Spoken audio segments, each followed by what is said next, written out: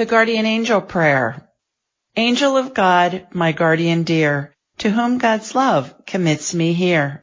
Ever this day be at my side, to light and guard, to rule and guide. Amen. This is Julie of AskJulieRyan.com. This prayer has comforted me for years, and I hope it does for you too. I was taught that prayer from the beginning of my life. I mean, as a baby, I'm sure that we said that prayer at night, but certainly as a small child, I said the prayer. And it's 1,000 years old. It's Catholic. I'm born and raised Catholic, practicing Catholic. And so I was telling Sherry when I put it together that I wanted to use that prayer because I thought it would have universal appeal, not only because of the message, but also because I imagine all the billions of little Catholic children and other children who'd been taught that prayer in their childhood. And, you know, when you say something every night before you go to bed, it stays in your brain. For me, 60 years later, here I am, and I can say that prayer as fast as I could when I was a child. So I think it has universal appeal, and I love the historic background of it, that it's so old and has been said by probably billions of people over the past 1,000 years. It has such power with that, doesn't it? Mm-hmm. Yeah. Now, Julie, you were raised a Catholic. You went into business. You were a very successful businesswoman. And then, wow, what was the event that opened up your life to working with spirit? 25 years ago, a girlfriend of mine gave me a book, and it was about a medical intuitive. And I am an inventor of orthopedic surgery devices that are sold throughout the world and have been for 30 years. They're still on the market 30 years later, my inventions. And newer inventions, 20 years later, they're still being sold. And so I thought, what the heck is a medical intuitive? I'd never heard that term before. And so I read this book and I was interested. It was Carolyn Mace's Anatomy of the Spirit. And back then, Sherry, we didn't have the internet yet.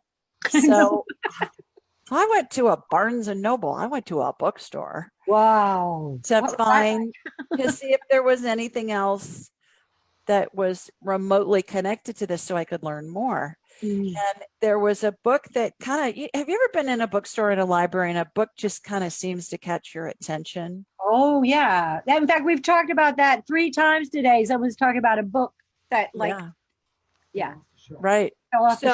So a book caught my attention, and it was called Hands of Light by Barbara Brennan, who was a former NASA physicist who took quantum physics and energetic healing and made it into understandable English for the non-scientific mind, of which I'm a non-scientific person.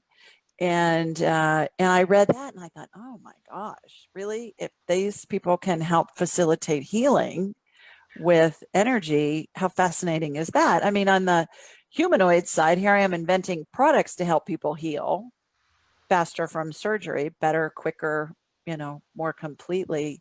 And I thought, wow, if that can be done with energy, I need to know more about it. So Barbara Brennan has a school now, but back then she had it as well. And I called her school, and I was living in Nashville, and I said, do you guys have anybody who's a graduate teaching in Nashville? Well, as luck would have it, there was a woman, and I studied with her for 6 years.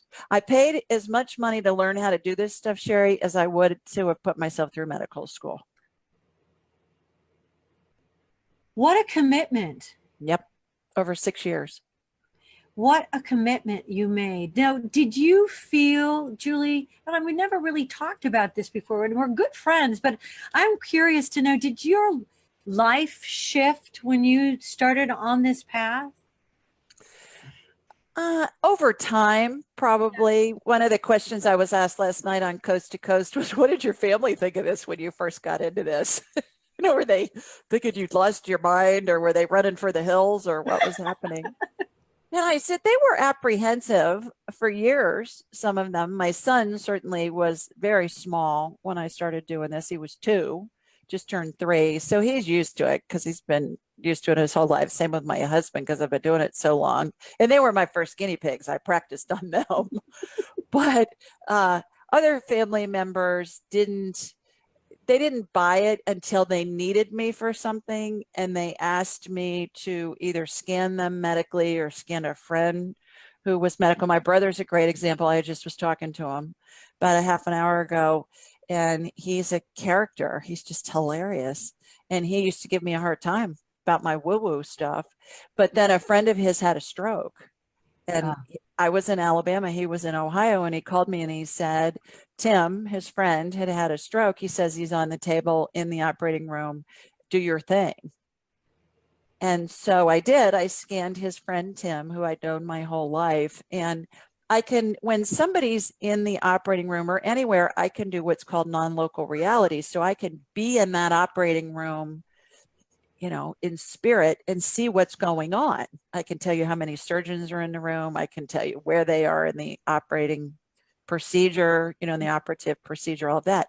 So I was communicating telepathically with Tim, who's under anesthesia, and they're removing part of his skull because his brain's swelling from the stroke. And Tim's a lawyer, and his dad's a developer. And Tim told me information to get to his dad through my brother Jay about some big deal they needed to close on the next day. It was very intricate legal information that there's no way I would have known, let alone my brother. So my brother's in the, you know, the operating waiting room, the family waiting room, and he goes and he tells Tim's dad all this information that Tim from the operating room, oh my gosh, unconscious, is giving to me, so I can give to my brother to give to his dad. You know, talk about the telephone game. And my brother said his dad thought, he said, I thought he was going to pass out. He had to sit down because there was no way that anybody would have known that except the 2 or 3 people that were involved in this big, huge, you know, hundreds of millions of dollar real estate deal. Wow. So once that happened, my brother Jay, who'd given me grief for about 10 years, was like, okay. You know, maybe there really is something there. Maybe there's really something to it. Yeah. And that's what happened. So that's a great story of, you know, of family members who have come to me for help in a time of need for themselves or a loved one. And I nail whatever the information is that they want to get. So then they have to pause and say, okay, you know, maybe there is something. And it's amazing how we're such a society based on proof. And when I come up with proof out of woo-woo, you know, it really challenges their beliefs in a way that it makes them expand and it makes them be open to other things. So, Julie, can you explain what is the principle behind the quantum healing technique that you have learned? Is there something that we can possibly wrap our minds around to understand how you do what you do? Sure. Okay. We're all spirits attached to a body, having a human experience. When our spirit is attached to a body, the spirits are the everlasting part of us. When a spirit is attached to a body, it vibrates more slowly, Sherry, just because the body has mass. Yeah. So when I'm communicating with spirit, either attached to somebody who's alive or somebody who's deceased spirit, I raise my vibrational level to the level of spirit, which I vibrate very, very fast. I turn my abilities on and off at will. I don't walk around scanning people because I don't believe it's ethical. So I raise my vibrational level. It takes me a nanosecond. You've been with me when I do this. And then I close my eyes and I watch a laser beam connect to the person, if they're alive, wherever they are, anywhere in the world. And then my spirit communicates with them. And if I'm doing a medical scan, I'll shoot energy from their feet up through the top of their head. And now I have a hologram of them in my mind's eye. So I'm seeing, you know, kind of a image of them, if you will, a transparent image of them. And then what happens is the energy goes to wherever it's most needed first. And it's as if I'm looking at an MRI or a CT scan or an X-ray. And if I'm connecting with somebody who's deceased or connecting with an angel, I just think of that person and I automatically connect with them. And it's all about raising my vibrational level to the level of spirit. And that's what I teach in my classes. I teach people how to do that. And then they can go in whatever direction they want. Some people want to be pet psychics. Some people want to be angel practitioners. Some people want to be medical intuitives. Some people want to just talk to dead people. I mean, whatever. So that's how I do it. That's how you do it. Now, so we can take this moment just to explain. Now, when are you teaching your classes, Julie? Well, the next session is going to be in July. So if your audience goes to askjulieryan.com, there'll be a pop-up and they'll see it. And it's 4 consecutive Saturdays in a row for 2 hours online on the Zoom video platform, compliments of Pope Clement VI. And so the first session that we did, we had people in 4 countries. We had people from the US, Italy, Senegal, and South Africa.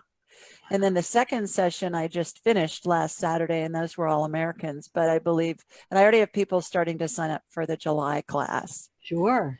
And so instead of like normal university, you know, they make you be there for 4 years, I think, so they can get a lot of money out of you, because a lot of the stuff we learn isn't really that usable. What I do is let's just cut to the chase. Here's how you raise your vibrational level. First hour's lecture and discussion of each class. Second hour's practicum. So we practice it. And then everybody, when they're done, they're able to start communicating with spirit, both alive and deceased, and they can take it in any direction they want. So, Julie, I know you've had some absolutely amazing, astonishing results, and people's lives have really opened up from taking the class. Can you talk about just one instance of one of your students? Sure. One, it happened today, actually. Today, her name's Lisa, and she's from Columbus, where you and I both are from.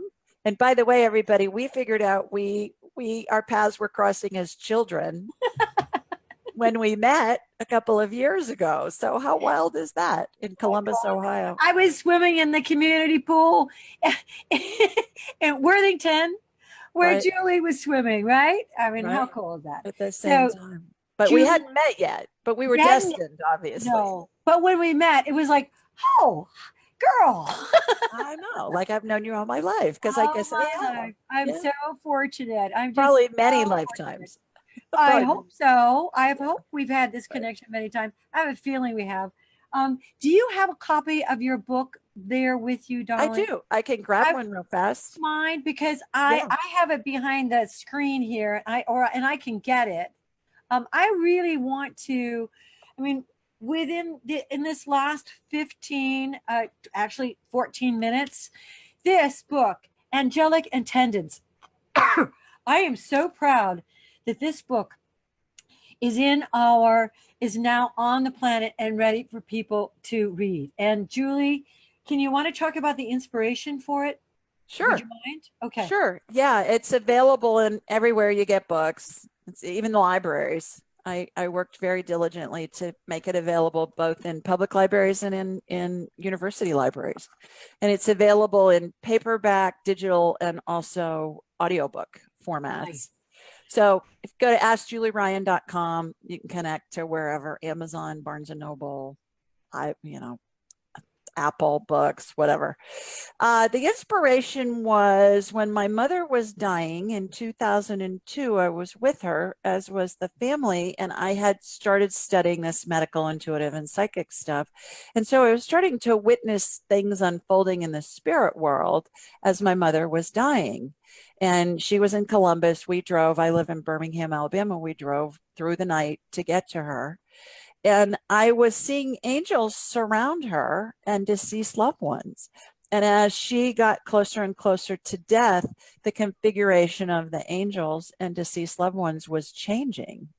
And these are all guardian angels, Sherry. They're huge. They're 6 to 7 feet tall. They got big old wings, white gowns, all of that. Is that what angels really look like? That's what angels look like to me, so I know who they are. Somebody that's raised in a different culture perhaps sees like a purple ball of energy.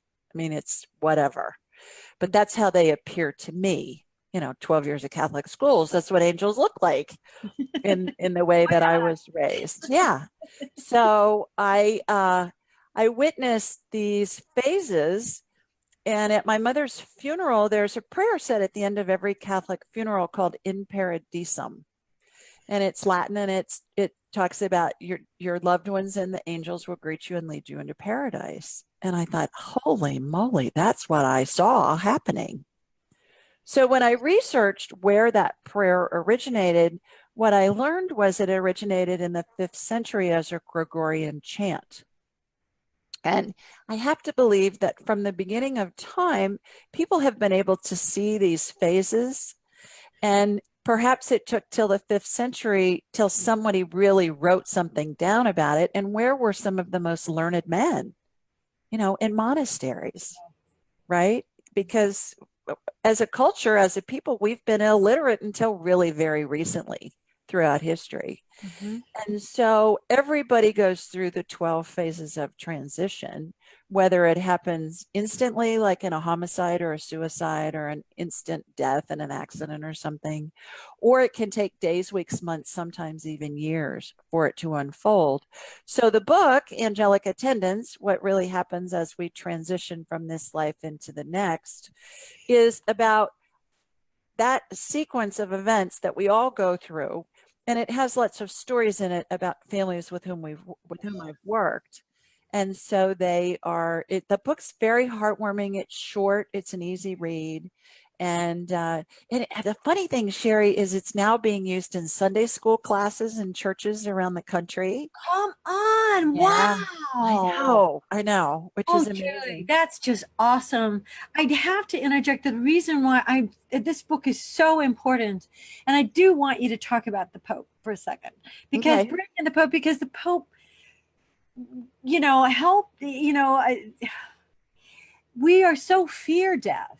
This Right. culture. I mean, it's like there's so much death on TV, and there's so much murder and mayhem and violence and fear death, fear death, fear death. And yet, if you bring this book into your heart and you really absorb this book and allow this book to be, and understand it, oh my goodness, this transition process does not have to be so full of so much suffering, Right. I mean, painful to say goodbye, but right. It adds a glorious component to everything that we go through. And sure, there are lots of books about near-death experiences. There are lots of books about grieving, about how to grieve, the Kubler-Ross 5 stages of grief or whatever. Lots of books about what happens in the afterlife, but not hardly any books that I could find about what happens as we're actually dying. Mm-hmm. And so Pope Clement VI, who you are alluding to, he showed up at my session one time about 7 or 8 years ago with my mentor. She was doing a healing on me. He showed up in his full papal outfit, the hat, the vestments, the whole 9 yards. And his spirit did. And I said, "Who are you?" And he said, "I'm Clement." And I said, "There was a Pope Clement?" And he laughed and he said, "Yeah, I was number 6. I went, "Okay, can I help you?" And he said, "Yeah." He said, your part of your role in this lifetime is to teach people what happens as somebody is dying, because we're so afraid of death, to your point, which you just were talking about. And he said, it's glorious. Certainly people are sad, but there's a glorious component, and everybody's so afraid to die because it's all been bastardized over the millennia. And all this crazy stuff's been thrown in there to help control the masses, because certainly fear is a very powerful motivator. So he said, so this is part of your role to let people know what happens. And I said, well, I'm not doing that. I'm a businesswoman. And he said, well, this is what you're supposed to do. I said, no, you don't understand. I'm not doing that. And so it was hilarious because we were, I'm debating with this dead Pope. So long story short, it took me 7 years to really have the courage to be able to put this information out there. And what I find is that it brings so much comfort to people who have lost a loved one, who are in the process of losing a loved one. It's just, it's a gift that people give friends and family when they've lost a loved one, when they're when they have someone that they care for who's dying, and it's really been remarkable. It's being taught in Sunday school classes. I mean, how wild is that? How wild and how perfect and beautiful. And did you mention that he was the Pope during the bubonic plague? That's right. Yes. Okay, Good so point. Yeah. all of that dying Right. was on like wholesale all around him. And Right. So yeah. when he said he was clubbing the six, I said, okay, can I help you? And so then after I left my teacher's office, I was in the car and I just Googled Clement the Sixth, and I found out he was in office during the bubonic plague when 2/3 of Europe died. Thanks for reminding me on that point. And I was like, oh my God, I can't make this up. The guy's known for his prayers for the dying and his prayers for the dead. Yes. And he's showing up in my room when I'm getting a healing going on and telling me I need to teach the world about what happens when somebody's dying. So I finally, and even I had so many other signs, even to the point of sitting in church between my husband and my son several years ago. And during the sermon, our pastor was saying, wouldn't it be great if somebody could tell us if the angels and our loved ones really are there to greet us when we're dying? And I'm getting elbowed from both sides. And I'm saying, okay, God, really? From the pulpit at Sunday church, I'm getting hassled about this? Okay. So Gotta do it. So I finally did it. And I the last thing I want to add about that is that when we were talking about how the book has some absolutely interesting visuals, they have graphics like here's where the mother comes to the end of the bed, and here's where the pets that are assembling, and you gave this graph. Well, I mean, somebody right? Had this schematic, and they had a loved one who was going through the dying process. Mm-hmm. And as people came into the home, they handed them this schematic to ponder and to understand. So instead of there being this chaos and this emotionality and this out of control, oh my God, there was this peace and acceptance. And it's in a chart, and that's downloadable on my site, askjulieryan.com. You can download the chart. Oh, nice. 12 phases of transition. And so that's what they did. They just gave the chart to all the family members. And this was a woman who was married to a man who was one of 10 children. And the whole family was there, in the last night when she was on, in her last hours. Mm-hmm. And the sister-in-law called me and she said, I just got to tell you, to your point, this family would normally be bouncing off the walls, but everybody's at peace. Everybody knows that she's surrounded by angels. They look at the graphics, and I have graphics of each phase of where the angels are positioned, where the deceased loved ones are, where the deceased pet spirits are, all of that. Mm-hmm. And it just brings such peace. It's such a heart-wrenching time for people. Yeah. So askjulieryan.com, and the book is Angelic Attendants, and askjulieryan.com is where you can book a session. Right. Also, find out about my show, which is live. Let's talk about the show. Taped live Thursday nights, not for the next 2 Thursdays. We come back on the 16th. My son's getting married next week, so I'll be off all next week. And I'm doing a book signing tomorrow night and giving a talk, so I won't be doing a live show. So I have 2 pre-recorded shows, and Sherry, you're on this week. So tune in to anywhere you get podcasts. Just look for Ask Julie Ryan, the show Ask Julie Ryan, and you'll be able to download. I think I've done 151 shows so far. I think you're 151, Sherry, maybe 152. And you have a newsletter? I have a blog that goes out every week. Somebody submits a question online and I answer it. And then in the body of the email is, here's all the call-in information. So I take live callers on Thursday night. It's taped. And people ask questions. I scan them medically. I scan their pets. We talk about deceased loved ones. We can communicate with deceased loved ones, past life stuff, talk to their angels, their spirit guides, whatever. And it's a blast. It's so much fun. And I usually get 10 to 12 people on in an hour. So it's very fast paced and it's fun. We laugh a lot. It's a blast. Yeah.